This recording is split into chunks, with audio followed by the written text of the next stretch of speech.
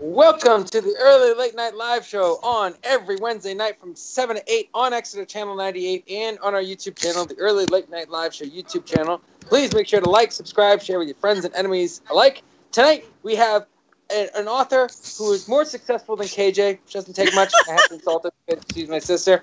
So stay tuned for Trailer Trash, an awesome interview, and a game from Mitch Fortier. We'll be back.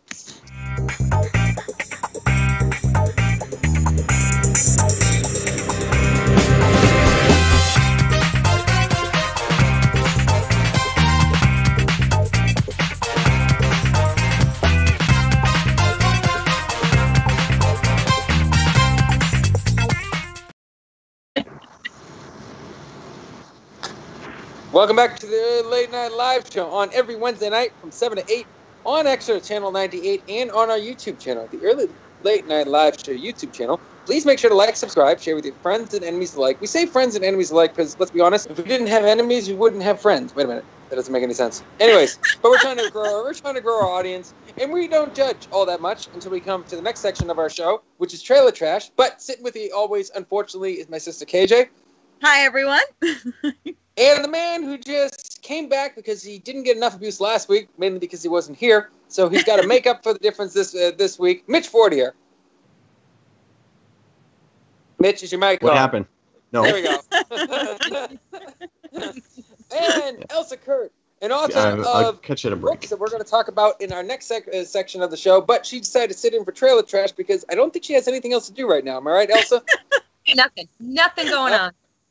All right, awesome. So, Arnie, what is the one and only trailer that we have up now? And I caught myself this time. So our one and only trailer is Made in Italy. Can we roll that, please?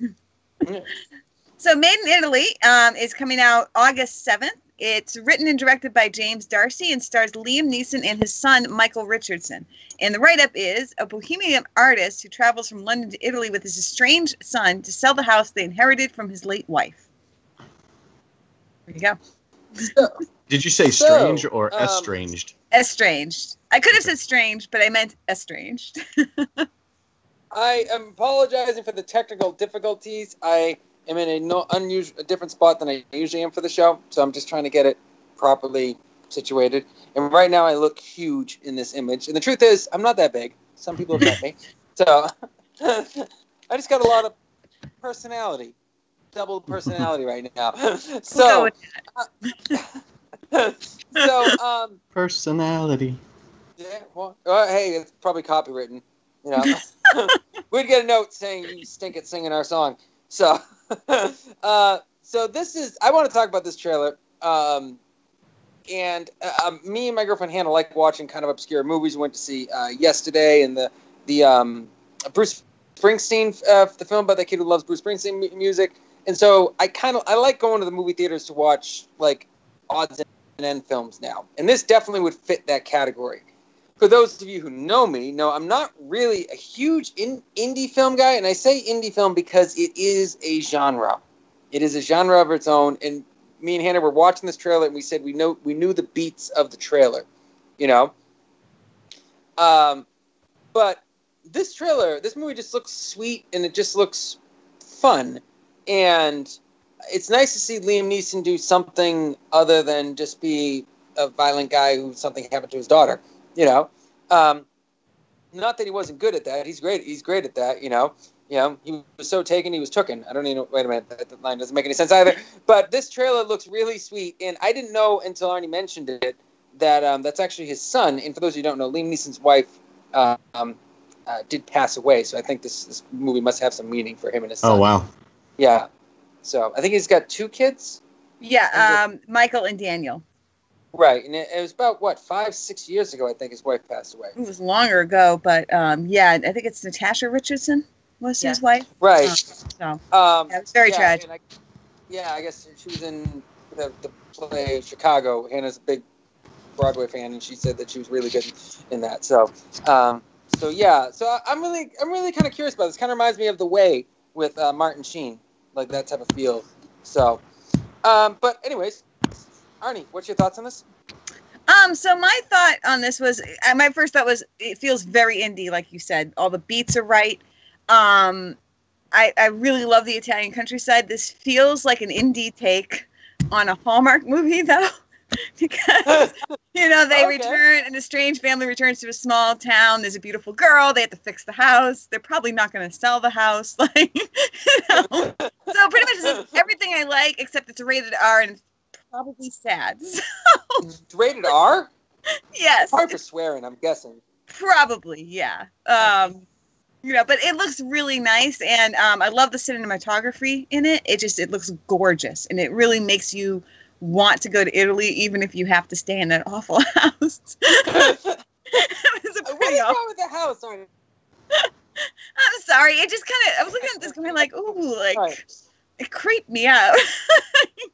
Wow. Yeah. All right. But I still if you would go. guys are out there looking for someone without any architectural taste, Arnie's email address is below.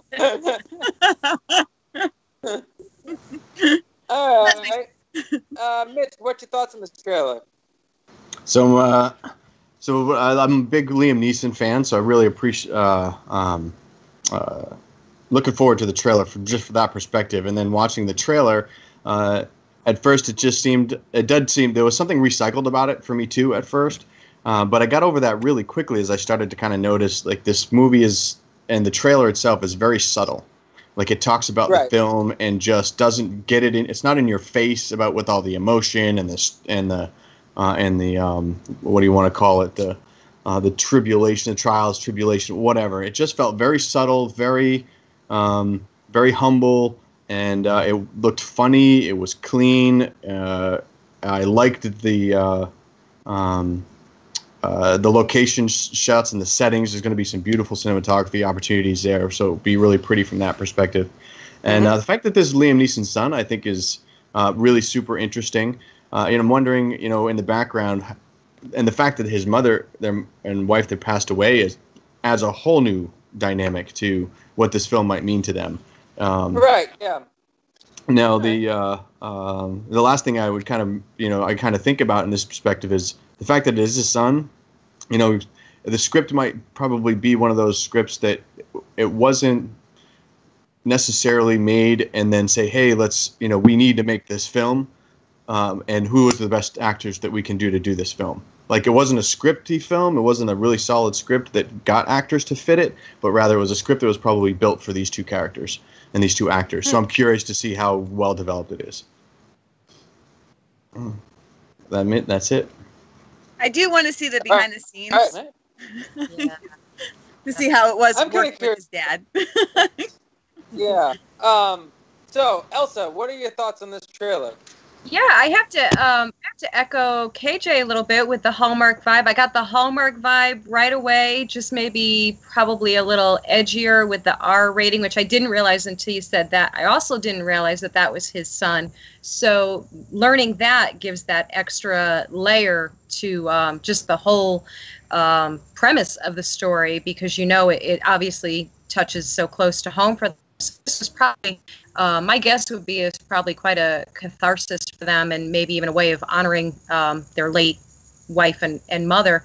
And I love Liam Neeson. I love Liam Neeson so much that I love him back from, and I don't know if any of you are going to remember this, but the movie, such a cheesy movie, but Satisfaction with Justine Bateman and Julia Roberts was in it.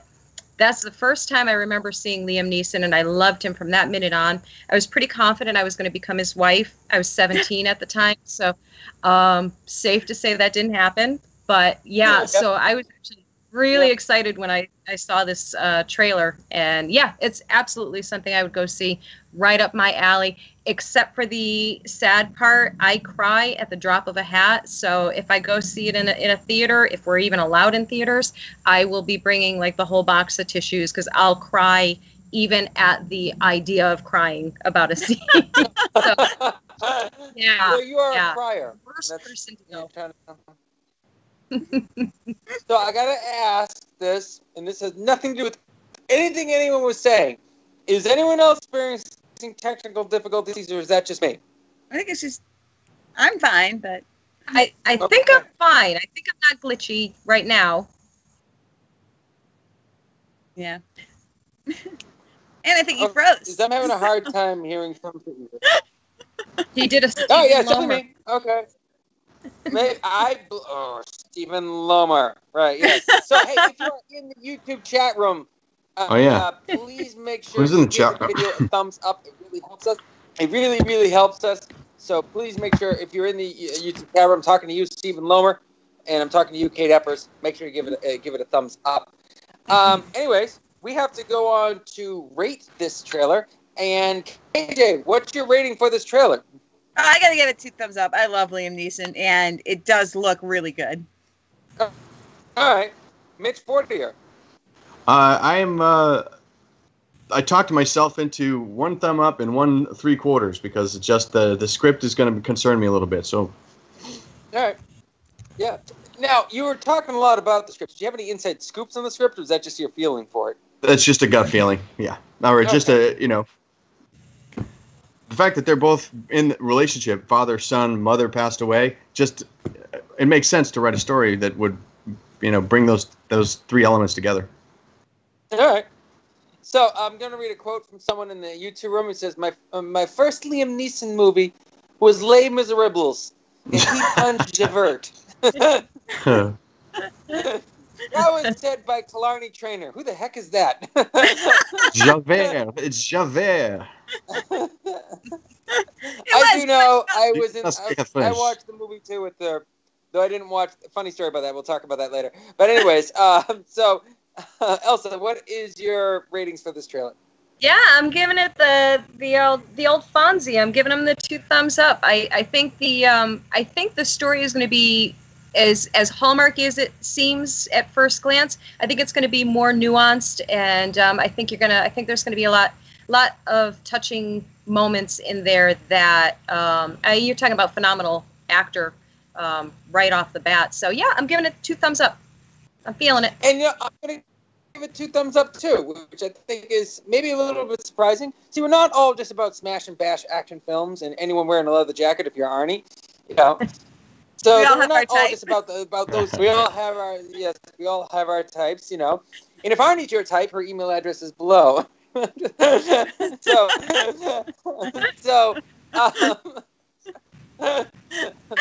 Picking up my sister on my own show. It's really weird. But yeah, I it's funny how it's funny the films that we all seem to go for, And I think we all kind of went for this one. This is one I do want to see in theaters. I really do want to see this one in theaters. So I may be a drive-in, but yes, it's still a theater. So anyways, we are going to go to break. When we come back, we're going to have a very special interview with our very special guest, Elsa Kurt. So stay tuned for the early late night live show, Wednesday night, 7 8, Exeter Channel 98. We'll be back. Get me, folks. Okay. That sounds good. Mm-hmm. That's a lot of sense, actually. Yeah, all right, go. What? Go, now! Oh, Terry. I know you don't want to talk about tech on the show, but... I don't care. I got something that might be pretty interesting. I highly doubt it. I think it is. I think you're wrong. Will you hear me out? Not as long as I'm breathing. Terry, Ryan! I swear, if you bring up tech stuff one more time, I'm going to fire you.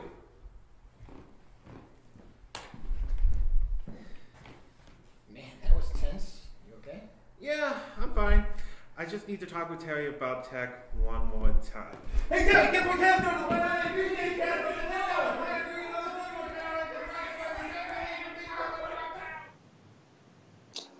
Can you see me? Can you see me? Because I realized.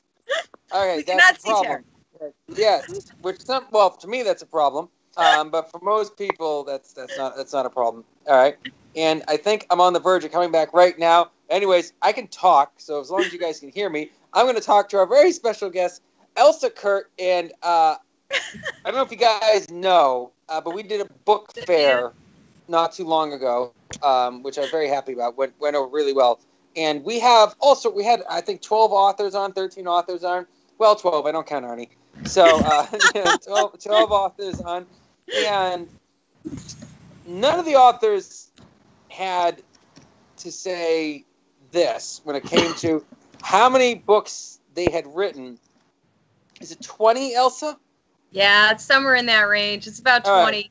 Yeah. You're probably going to be more famous for the amount of books you wrote at this point in time than the books you wrote. It's not about quality. It's quantity, isn't it? I mean, it's not that, right? See how many books you can write in a short period of time, or I don't know. Maybe it is quality you're supposed to go for. Otherwise, I think I might be in trouble. No. So, real quick, how many years ago did you start writing? Let's see, probably about 7 years ago, I think. Yeah. So I started when I was 41. That was the first one I published when I was 41, and I am 40 now. And yeah, no, actually, I don't care about my age. 40, I'll be 49 this year. So yeah, that's somewhere in that range. About. Yeah. That's even less than I thought. Yeah. Wow. I never leave the house. I don't go anywhere to do anything. That's all I do all day long. I just write.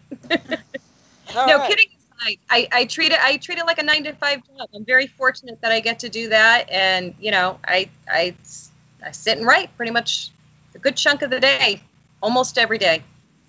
Well, you can follow her on Facebook and on Twitter and on Instagram at author Elsa Kurt, and on Pinterest. All right. So author Elsa Kurt, her store is elsakurt.com. She is on Amazon, Elsa Kurt. All right. Barnes & Noble, Elsa Kurt.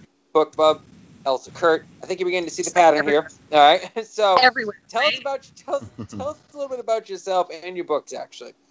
Yeah, so the latest project has been a series that I finished. I've written.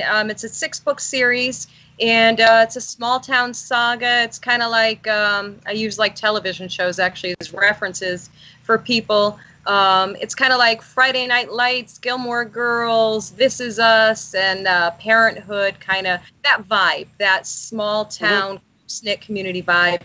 And it follows the lives of these 5 families, and they're all intertwined and connected. Of course, I'm a small town girl, and every time I say that, I have to struggle not to start singing the song. You know which one I'm talking about. I was just thinking the same thing. It's so hard. Yes. It's so hard. Yeah, so Can you just breathe in a small town, Elsa? yes. I Do all your friends live in a small town, Elsa? Your parents come from that same small town, This Elsa? is going to be one of those interviews where I embarrass the daylights out of myself and I start singing. It's don't. I think that's my job. I'll do it too. Hey, leave the embarrassing oneself for Mitch, okay? All yours. But yeah, so and really, I would say the majority of my books are really they're all small town settings. I couldn't write a big city book. I'm not a big city girl. Even saying the words "big city girl" clues you in that I'm small town. You know. Yeah. But yeah, and yeah, I really like you know, I write from of course the female perspective, and I try and write like strong female characters and I just, you know, I love character-driven stories that just take you through their evolution, and you see that, and that's what I love about the series, that you get to watch these people in this town grow and evolve and change, and you know, people that you thought, yeah, you know, a character that you thought was such a creep in like book 1 ends up by book 3, you're like, oh my God, I love him, or at least, you know, that's the goal. You know, that's how I feel about him. And yeah, gosh, I just love him so much. And I thought I was done. I thought 6 was the end. And now I'm technically working on like a 7th bonus book, so to speak, which is going to be like a revisiting to the town like 20 years later. So yeah, apparently I cannot leave this little fictional town in my little imaginary world. But yeah, so that's what's the name of the town? It's Chance. So the series is called Welcome to Chance, and the town is Chance, Connecticut. It's a little coastal town. I say it's wedged between like Essex, for anybody who knows the area, and like Old Saybrook and down that way. And yeah, it's Welcome to Chance. Now, are you from Connecticut? I am. Unfortunately, yes, I am. Yeah, born and raised. You know, can't wait to escape. Just waiting for my husband to retire, and then blue skies and blue water and no more of this nonsense. I can't, you know, it's crazy. So right now it's like 90 degrees out here. I'm sure it's probably about the same where you guys are. And so it's a ridiculous thing for me to say right now, but I cannot wait to get away from even the thought of snow. I can't even deal with it. And I know you guys probably are more used to it than I am. But yeah, the older I get, the less I can cope. So the small town, like the small New England town, the next series will be like a small southern town or Floridian town. So who knows? We'll see. Maybe. Now, so I heard a nasty rumor that you hate the covers of your first 2 books. Is that true, and why? It is so true. So I originally self-published the first 2 books in the series, and then the publishing company I have some other work through put out an open submissions call for stories, and I said, oh, you know what, haha, let me just throw it out to them. Well, haha on me, in a really great way, and I hate to be ungrateful because that's really lousy. They decided to pick up the series, and they took the first 2 books in the series, which were the ones that were written, and then everything else was like contingent on blah, blah, blah. And they ask you like 50 million questions about your book, like how you envision the characters, who do they look like, and in your mind, and all of these things. So I felt so confident that they had a great understanding of what these books were about, and they came back with this cover. It's a lovely cover. I mean, if you like this type of book, I don't, but it's like this, I don't know, like kind of this, not Harlequin, that's excessive, but it's a couple, and it's not totally racy. I don't, it's all wrong. It's like a small town saga, and they put this couple on the cover, and they're like, in this romantic embrace, and it's all wrong. It's just all wrong. And I tried to very politely tell them that I even said, it's the first book in the series is called May's Cafe. And so that's kind of where you meet all these characters in May's Cafe. So I kind of tried to do it jokingly. I said, could you at least maybe throw a cup of coffee in the, in the front there? It kind of looks like, it has something to do with the story. And they're like, haha, no. And so that was that. And, yeah. And they, their attitude was, well, we know what sells in this market. And I said, well, you're kind of putting it in the wrong market. Yes, it can fall under the romance category, certainly, but not that. You're getting the wrong idea seeing the cover. And of course, I was right. The people got the wrong idea about the book. And they also put the blurb on the back cover matter is in first person. The story's told in third person. So, really, that's weird. I mean, I just totally trashed them so bad. Maybe they'll let me out of my contract. I don't know. But, yeah, so I was very disappointed with that, very disillusioned. And so they retained control of the first 2. I was able to politely part ways with them on the rest of the series. So I got control back on those, but I also had to follow the theme of the first 2 books so that it, looks like a series. And so all I have to do is wait 5 years before I can change all my covers. Oh, nice. Yeah, well, it's a little. In the next quarter, I want to go a bit more detail about because you publish quite a bit of books, and I want to talk about your authorship coaching, and I want to ask your method of how you go about getting your book made, and what success, basically what success looks like for you. Are you happy with it? With how your series has grown. Sure. And I want to do that in the next quarter because a big thing about this show, especially when I have certain people on, I really want to make sure that people are hearing, because I learn a lot from the people I listen to. I'm like, wow, why didn't I do that? Because you're lazy. Oh, right, yeah, that's why. So that's that is the thing. So I want to help people to encourage people to be able to follow their dreams and do things. But I got a couple of really important questions before we go to break. First of all, you're from Connecticut. Yes. So do you ever have a steamed burger? Yes, it's been a long time, but yes, steamed burgers are the best. Yes. They are very good, and they're so good. Yeah, I don't know why, but they are. Well, we were filming a movie where a character was from Connecticut, so we drove down to Connecticut just to get a whole bunch of feels for things. Everywhere we went, there was steamed burger this, steamed burger that. So we finally said, okay, we got to try the steamed burger, and they're delicious. They're very good. Yeah. I would highly recommend them. Had nothing to do with the movie. Nothing. No place in the movie whatsoever. But it was a very tasty location to go. Also, you talked about being in a small town. I found it very comforting that you said you write what you know. The first movie I wrote was about a character named Chance, ironically enough, who lived in a small New Hampshire town. And I got asked, why do you write certain characters? I'm like, why do I write foul-mouthed, uneducated blue-collar people? No idea. So, no idea at all. Anyways, we're going to go to break. When we come back, we're going to talk to Elsa about her authorship coaching. And I want to get in a bit more detail about how you've gone about publishing your books and how you go about promoting yourself and what sort of tips you can give to people like Arnie about how to move forward with it. So, totally teasing you, Arnie. Totally teasing you. Okay, all right. But we're going to break. When we come back, we'll be talking some more with our special guest, Elsa Kurt. Stay tuned. What's going on? Oh, hey. We're starting a new show.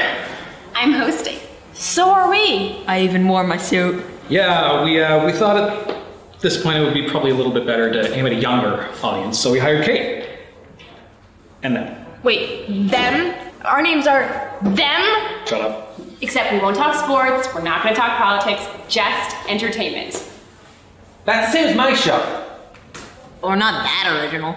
Get out. Stay. Terry, this is my show. Want to keep your job? You're fired. Oh, what? I'm here. Show's canceled.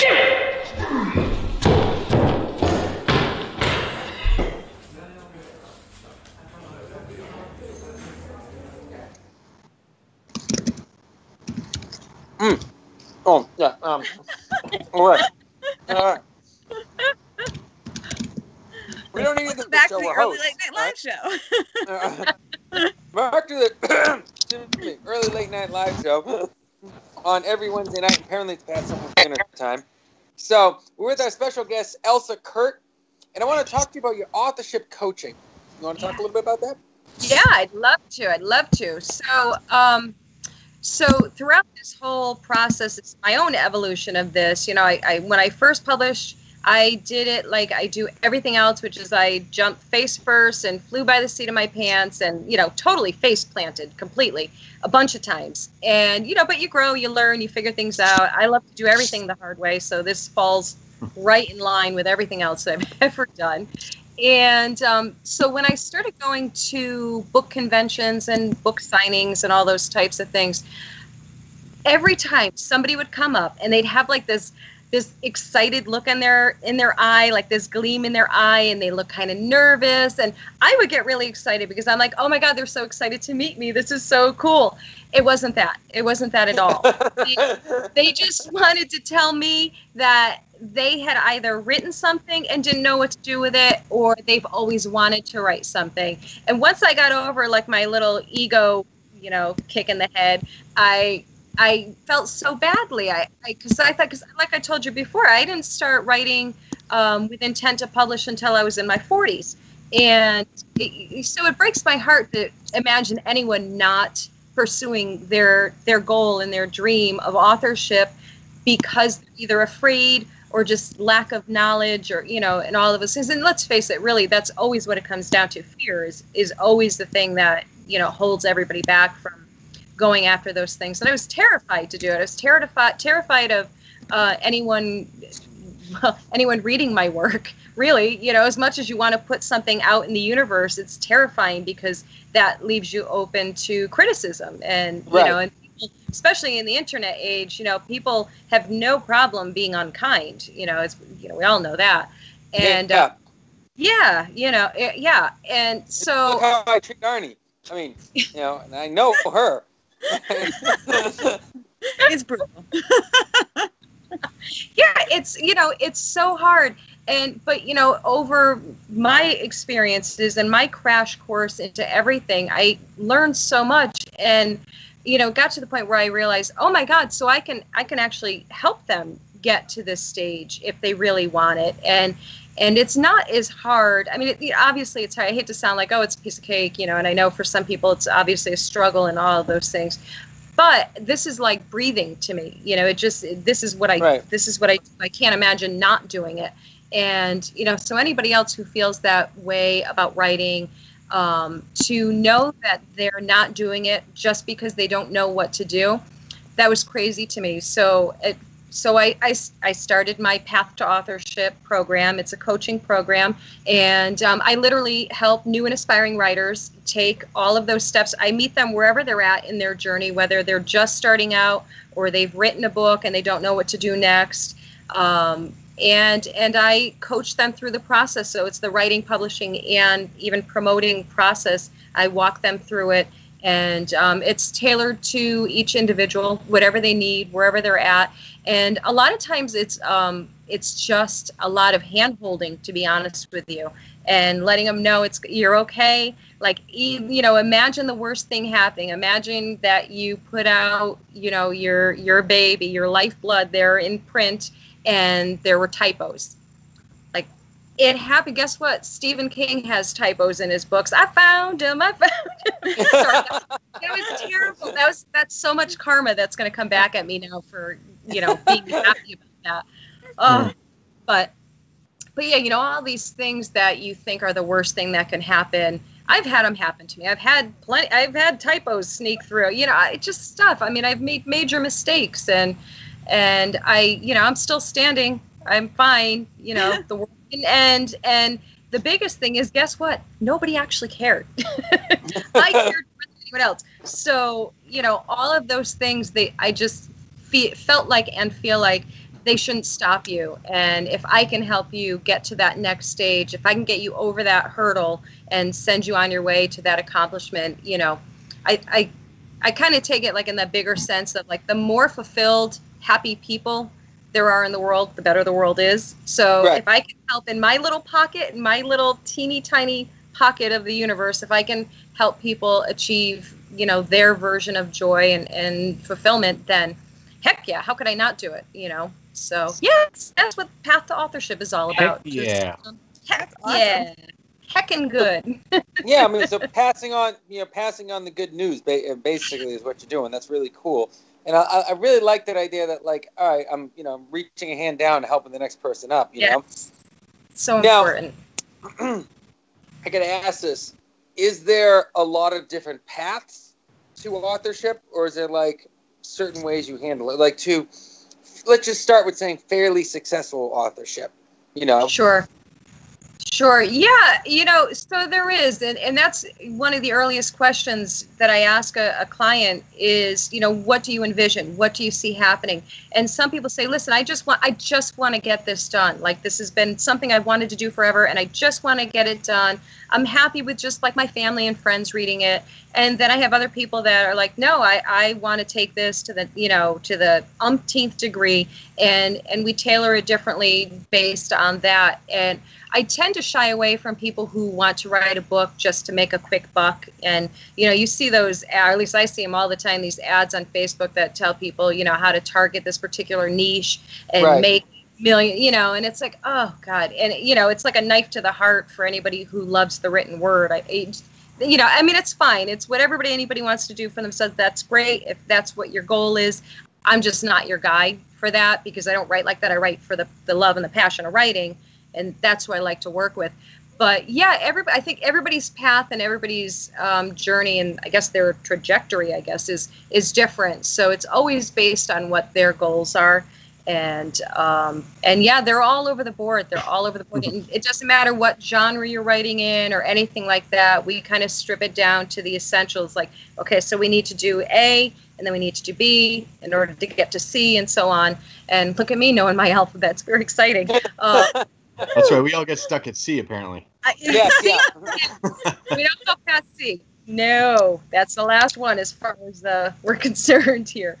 But yeah, it's whatever they need, and I can, you know, usually I always say so far and everything. So far, I've been able to help my clients get to where they want to be with their specific work. So it must be very satisfying too. Oh my God, it's so rewarding. So I get so much joy. I thought I could never be more excited and happy than when I published a book and completed a manuscript and did all that. I thought I couldn't be happier in this process than that. But having somebody achieve their goal, because I was able to, in some way, shape, or I got to be a little bit a part of their process, and they got to reach their next step. So I get so excited that I got to be a part of that, a part of their journey, in a positive way. So that's hugely rewarding. I get all right. thrilled. So I'm assuming this information is on your website. It is. Yep, everything's on elsakurt.com. I throw everything on there. So if anyone's interested in this authoring program, want to find out more about Elsa Kurt, you go to elsakurt.com. That's Kurt with a K, K-U-R-T, elsakurt.com. Now we're gonna move on to one other thing. Then we'll have another question for you. But we don't swear on this show. It's happened a couple times. I don't know who has accidentally sworn before, but it's happened a few times. But really work on not swearing on this show because we get kicked off the air. We don't want that. We can move to a later time slot, and we're all lazy, so we don't want that. Yeah, and now you have the sweariest guest probably in your history of your show. Yes, I want He's been very well behaved, I might add. Thank you. I want major kudos for. I don't even think I've said a single bad word, right? But I do know where you're going. Doing great. No. You're doing great. But you don't swear in the show. But you have a line of clothing for people who like to swear. I do. Okay.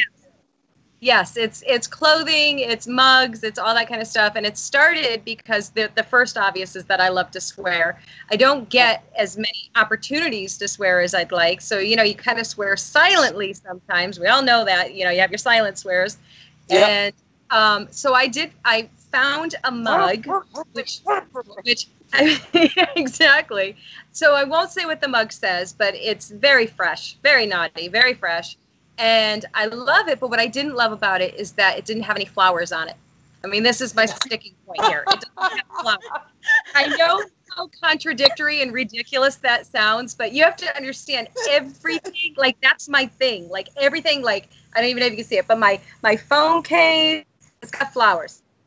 My clothes, everything has flowers on it everywhere all the time. And I'm like, well, I want one with flowers on it. Oh, I know. I'll just create a whole line, because this is what I do if I have 5 minutes of downtime. These are the things I decide to do. So within literally like one day, I was like, oh, I'm just going to create my own line of merchandise with the things that I want on them. And if other people want them too, hooray. So yeah, I have a line of merchandise called Very Sweary Stuff. Yep. So now you. Awesome. That's amazing. Ridiculous. Well, I'd like to see you Very write, sweary stuff.com.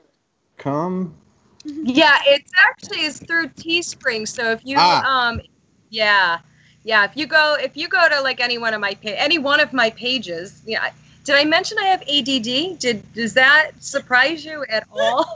No, no. Just picked up on that. You did? I thought it was very subtle. Elsa, I'd like to see you write something. You ever go to those office buildings and they have the generic poster on the wall with like someone hiking a mountain and it has like an inspirational quote? I'd like to see like anti-inspirational quotes, like "give up, you stink" type of thing, Yes, like five very inappropriate quotes came to mind as soon as you said that. I can't even say it. Say them. You see, I think that'd be great. Why are you believing in yourself? No one believes in you. Like that'd be a great one. I think that's so mean. Yeah. Listen, so I'm half German, and I don't know about I won't speak for any other Germans, but I'll speak for my Germans. We're mean. We're mean people. We laugh. It's not Schadenfreude, the most wonderful word to ever come into existence. Yes, absolutely. Yeah, so, we're the kind of people that laugh when people fall downstairs. We had an 80-year-old relative that kind of half fell, rolled down a flight of stairs, got a bloody nose. Us creeps were all laughing. To her credit, this 80-year-old woman kind of jumped up and in German, I can't speak German, so sad, but in German basically said, "I'm all right." Sprechen Sie Deutsch? I don't. Isn't that awful? It's really a shame. I should be multilingual. I'm Cuban and German. I should speak German and Spanish fluently, and I don't. So thanks, Mom and Dad. Yeah. I'm sorry. I totally segued on you. Sorry. Oh, no, it's okay. I'm German, Irish, French, Canadian, and Italian. I got wine drinkers, wine makers, beer drinkers, beer makers, and whiskey permanent drinkers all around. And I'm a teetotaler. Beat that, Look up mutt in the dictionary. It's got a picture of Terry's face. Yeah, exactly. Yeah. How about that? Then if you look up, multinational background, it also has a picture of my face. So, Elsa, besides go to my website, if you have one bit of advice for someone, because for your authoring journey, did it happen? It happened pretty quick for you, didn't it? That you covered some ground fairly quickly. Yes. And, knowing that doesn't, from my understanding, I don't know a heck of a lot about authors, just have them on my show all the friggin' time. But like that, so, I know. So, obviously knowing that doesn't happen too often, what would you say would be the best, if you could give one bit of advice to someone who wants to be an author, again, not for making money, but just moving forward. And if a career comes with, so be it. But this is a something that needs to be explored. What would that one bit of advice be? Yeah, so it'd be a little bit multi-leveled there, but the biggest thing, the first thing I would say to them is jump, take the leap. You have to take a leap of faith in yourself. You can't wait for somebody else to do it. You can't wait for somebody else to tell you you should do it or you can do it. You have to do it yourself. You have to be the person in your own corner telling you to jump despite the fear.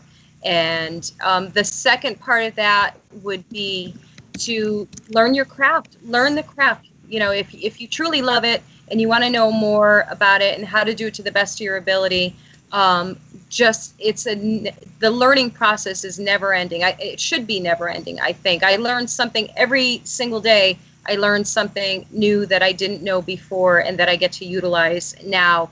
The downside of that is I had to rewrite a few of my books because in retrospect they were pretty bad. But that's not a fair thing to say. The story was great. It just could have been told better. And once I learned how to tell it better, I was able to tell it better. So yeah, those are the two things. And I really think the most important thing you can do is take that leap of faith in yourself and don't let the negative voices, whether they're in your head or externally, tell you that you can't or you shouldn't. And because they're liars. You can and you should. So, yeah, right. That'd be my advice. All right. Well, Elsa Kurt, it's been great having you on the show. It's been a lot of fun. You're a lot of fun to hang out with, even though you're from Connecticut. So you're a lot of fun to hang out with on the show. I appreciate that. We don't have anything against Connecticut, just for the record. No, I actually don't. But you are sticking around for the game we have coming up next, right? Next quarter? Yeah, I'd love to. All right, awesome. So stick around for the final quarter of the show. I just want to say hi to Giuseppe Mignano, who is also a previous guest of the show in the YouTube chats. Stephen Lomer says, Scheidenfreude. Noun, pleasure derived by, pleasure derives by someone from another person's misfortune, yeah? All right, so really bad Hogan's Hero style German accent. All right, folks, when we come back, we'll do our final quarter of the show, game with Mitch Fortier. We'll be back. No! Again. What's going on? Well, we're trying to film a promo for the early late night live show, but Facebook Live keeps kicking us off. Technical difficulties. Tell me about it. Oh, okay. All right, here we go. All right. It's the early late night live. What are you trying to say? Well, you know that people should watch the show because we have so much fun, talk entertainment news and you know things like that, and of course my segment.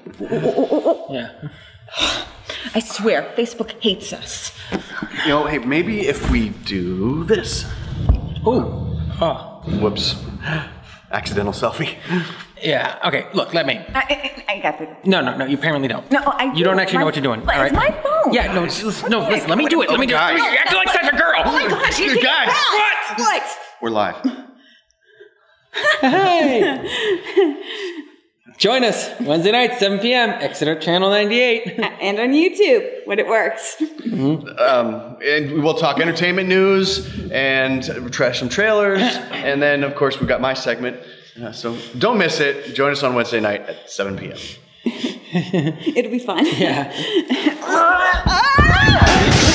Siblings.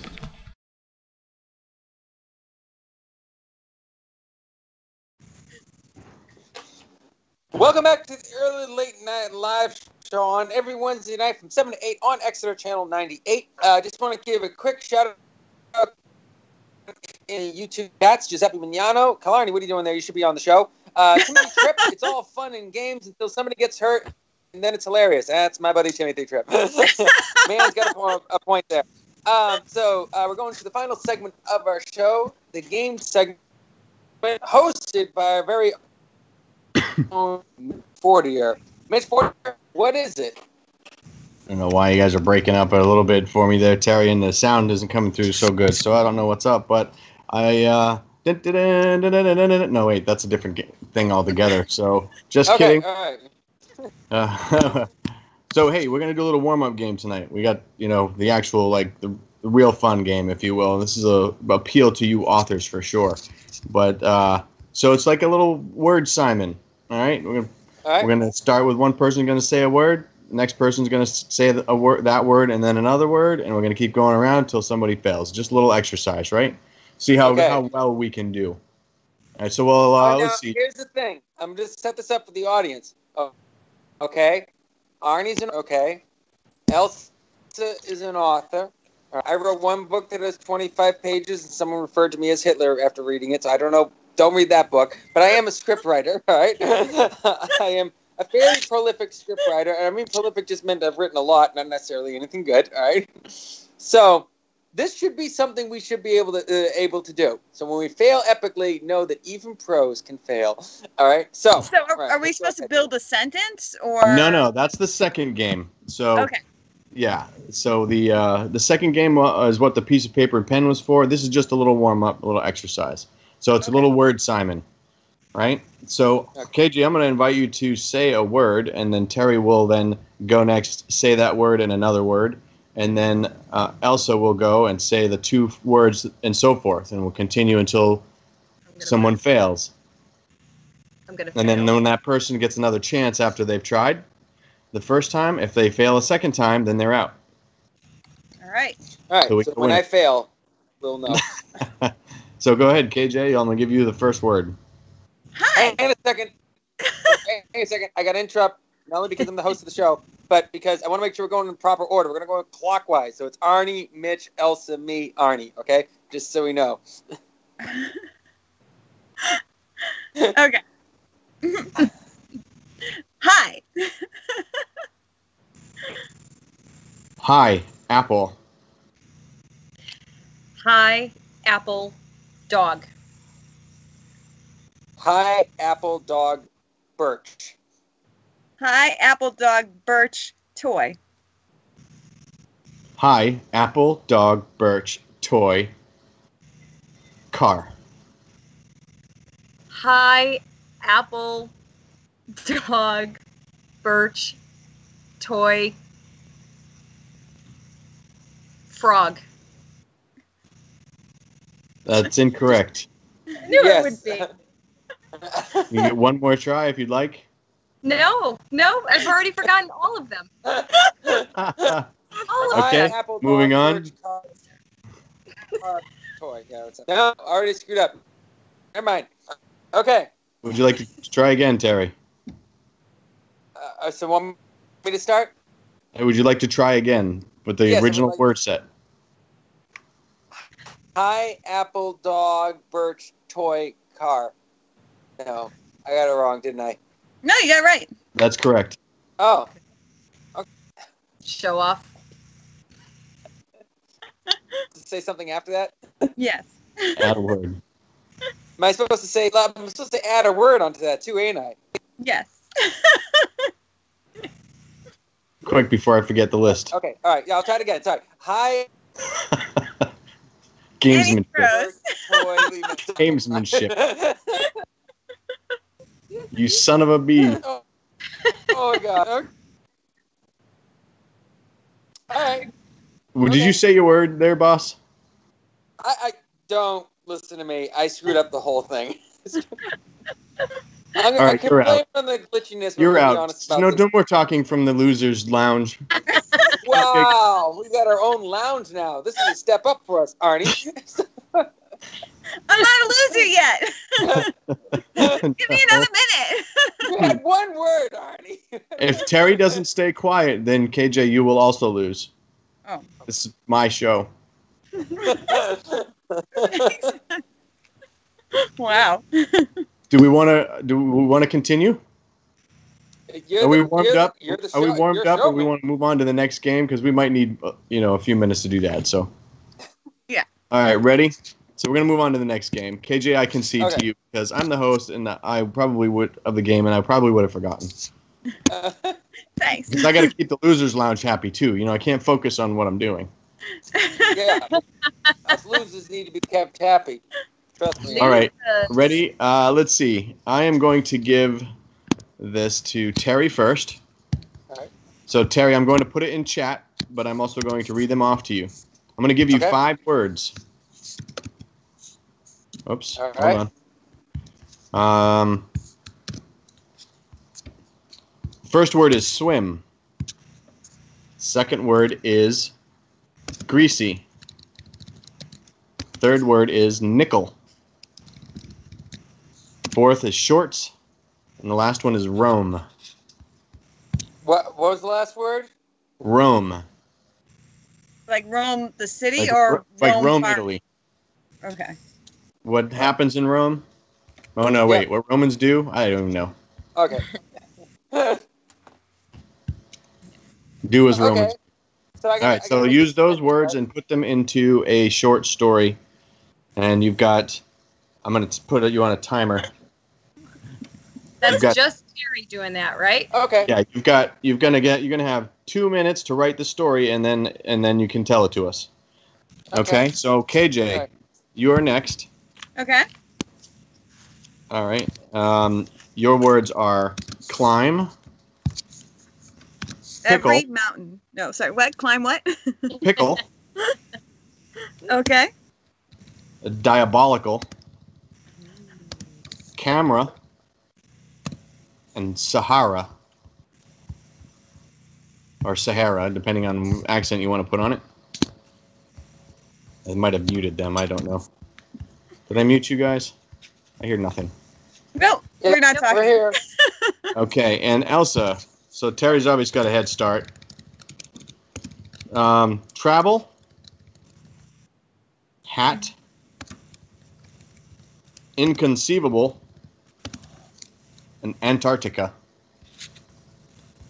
Your 2 minutes starts now. And I'll probably just talk to the audience to give them something to think about while they're watching you guys rack your brains over I'm ready. a potential story. Terry's ready? Okay, cool. Yeah, I'm ready. Yeah. As soon as everybody's ready to, we can just, we'll pop back in and go from there. Now, a lot of these games, I have to admit, I obviously had to do some research online, and I just thought they were a lot of fun. But this one was one that I was especially excited about. We had an author as a guest, so this is perfect. All right, I'm ready. If I do say so myself.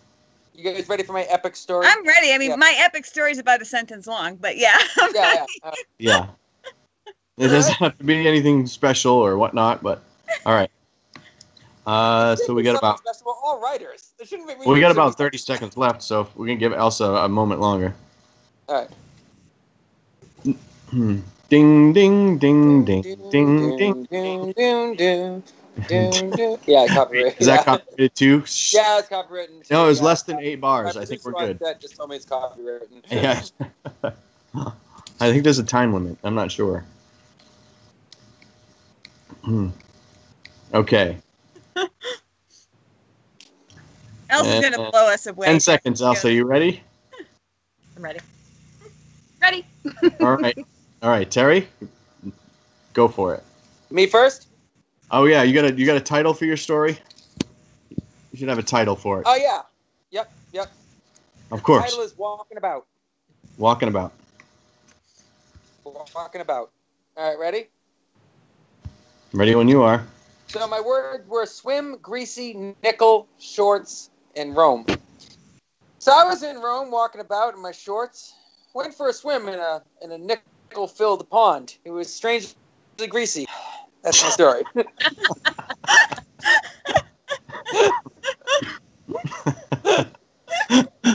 A nickel-filled pond. All right. Oh man. I was pretty proud of that. It took me like 10 seconds to write it. I was pretty proud of it.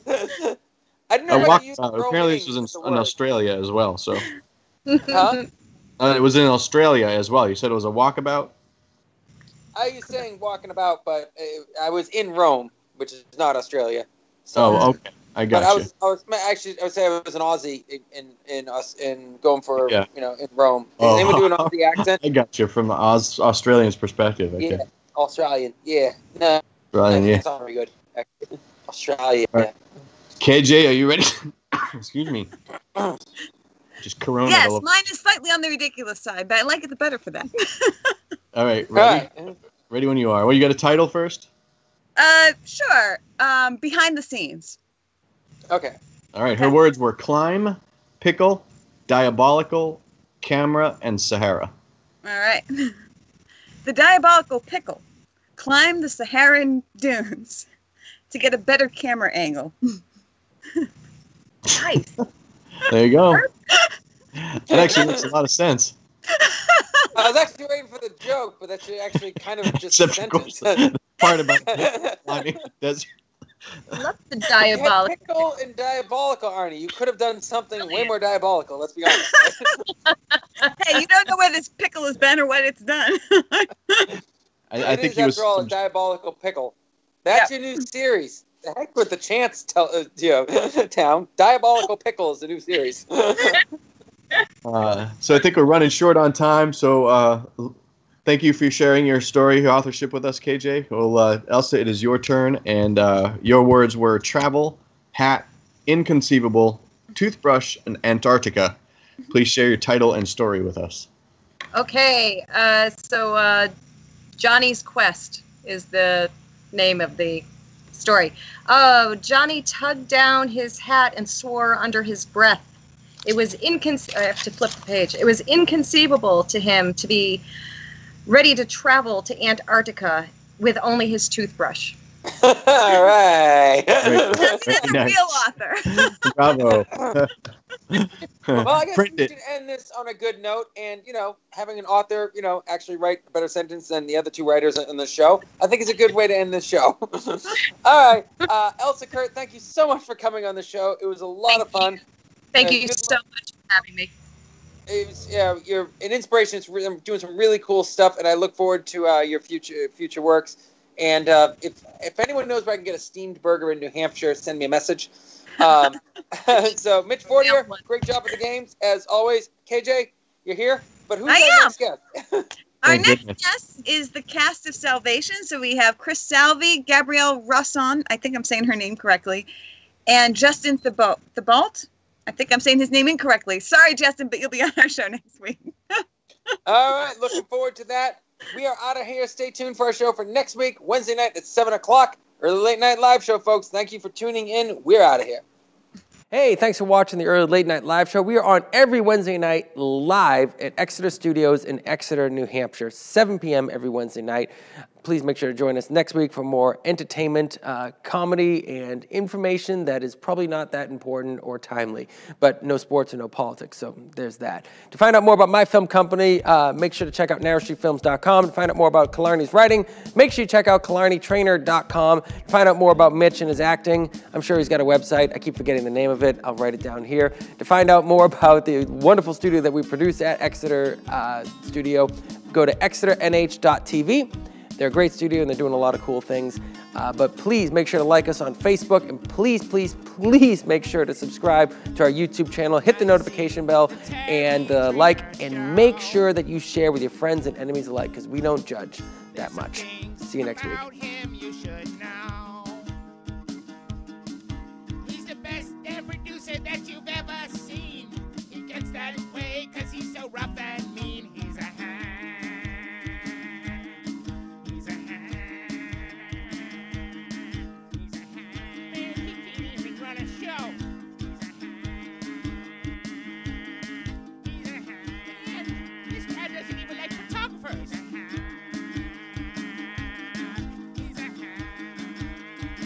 What's with the nun?